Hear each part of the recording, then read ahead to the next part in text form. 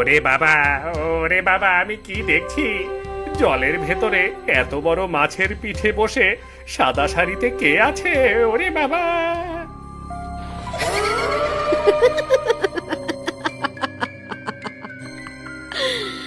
কে? আমাকে দেখে লুকিয়েছিস? কি ভেবেছিস আমি তোকে দেখতে পাবো না?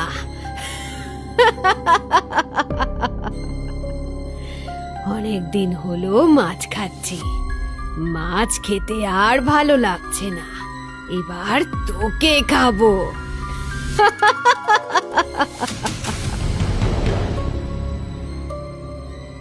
ওরে বাবা, আগে প্রাণ নিয়ে পালাই।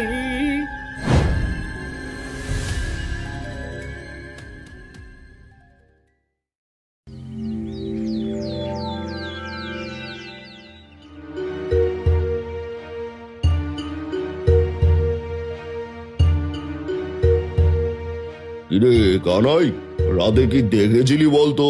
কাকা, যা দেখেছি তা বলতেও ভয় লাগছে। কি ভয়ঙ্কর চেহারা!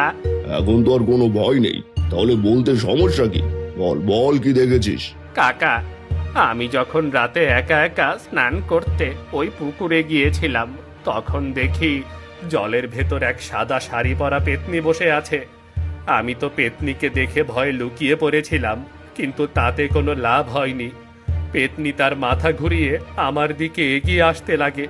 তখন আমি কোনো মতে প্রাণ নিয়ে পালিয়ে এসেছি। আর ওখান থেকে পালিয়ে আসার পর থেকেই আমার গায়ে প্রচণ্ড জ্বর শুরু হয়েছে। এসব কি বলছিস? আমরা এত বছর হলো ওই পুকুরে স্নান করছি, কোনোদিন কোনো কিছু দেখতে পেলাম না, আর তুই হঠাৎ করে রাতে পেতনি দেখে ফেললি? ও কাকা, কালকে তো অমাবস্যার রাত গিয়েছে, আর অমাবস্যার রাতে এমন ভয়ের কিছু দেখাও অস্বাভাবিক কিছুই না। আমাদেরও সাবধান হতে হবে, যখন তখন ওই পুকুরে স্নান করতে যাওয়া ঠিক হবে না। আপনি এসব কি বলছেন? এটা নিশ্চয়ই কানাইদার মনের ভুল। ওই সব ভূত প্রেত বলতে কিছুই হয় না। তাছাড়া বিজ্ঞান কখনো এগুলো বিশ্বাস করে না। আরে রাখো তো তোমার বিজ্ঞান, কয়দিন বিলেতে গিয়ে লেখাপড়া শিখে একেবারে বিজ্ঞানী হয়ে গেছো। হ্যাঁ, তবে শোনো, আমাদের কানাই কখনো ভুল দেখতে পারে না। আপনারা যতই বলেন আমি বিশ্বাস করব না, কারণ ভূত বলতে কোনো কিছুই হয় না, সব মনের ভয়। আরে অরুণ, তুই বিশ্বাস কর, আমি মিথ্যা বলছি না। আমি নিজের চোখে দেখেছি, আর এতটা কাছ থেকে দেখেছি যা কখনো ভুলতে পারবো না, কখনো না।